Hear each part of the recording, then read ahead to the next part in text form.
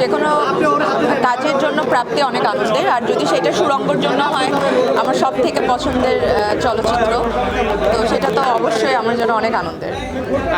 এতদিন তোমার কাছে প্রশ্ন ছিল সুরঙ্গের পর তোমার কবে আসবে কবে আসবে কবে আসবে, বড় পর্দায় কবে? গতকাল দাগির আমরা একটা অ্যানাউন্সমেন্ট দেখলাম অফিসিয়ালি, সেখানে তোমার লুকটাও দেখলাম দুর্দান্ত। কেমন লেগেছে আপনাদের আগে সেটা বলেন। আমার কাছে দুর্দান্ত লেগেছে। আবারও ভিলেন মনে হইছে আমাকে আল্লাহ অফিসিয়ালি এখন বলতে বলেন দাগি কেমন হচ্ছে আসলে?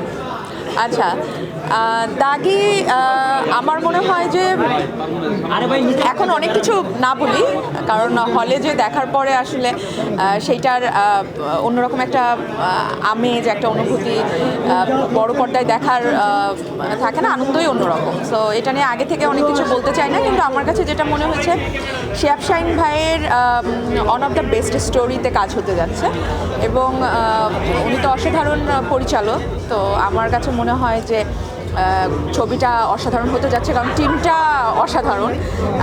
টিমে মিশো ভাই আছে, টিমে সুনেরা আছে, আমি আছি, রনি ভাই, শিহাব শাহীন ভাই, আমাদের সবার প্রিয় সারিয়া শাকিল।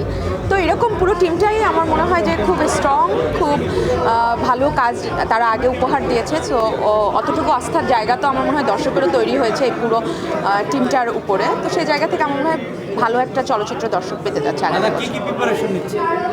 এই যে আরেকজন চলে এসছে, একজন কি কম ছিল?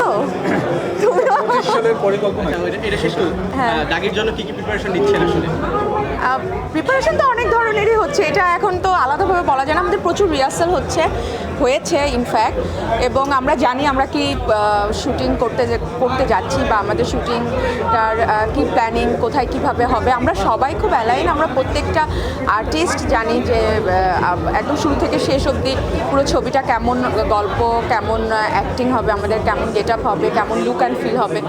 তো এই প্রিপারেশনটা আমার মনে হয় যে কোনো প্রোডাকশনের আগে খুব জরুরি থাকে। একটা ভালো প্রোডাকশন এভাবেই তৈরি হয়। তো সেইটা খুব আমার জন্য খুব অ্যাডভেঞ্চার মনে হচ্ছে, যে অন্যরকম একটা অনুভূতি কাজ করছে। 24 সালটা কেমন গেল?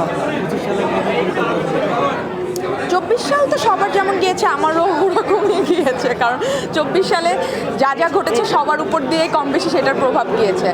তো আলাদাভাবে 24 সাল নিয়ে কিছু বলতে চাই না। আমার মনে হয় 25 সাল যেন 24 সালের মতো না হয়, 25 সাল যেন অনেক ভালো হয়, এবং আপাময় জনগণের জন্য যেন, সবার জন্য যেন খুব ভালো হয়, এবং আমাদের ফিল্মের জন্য, চলচ্চিত্রের জন্য মনে হয় খুব ভালো একটা বছর আসতে যাচ্ছে।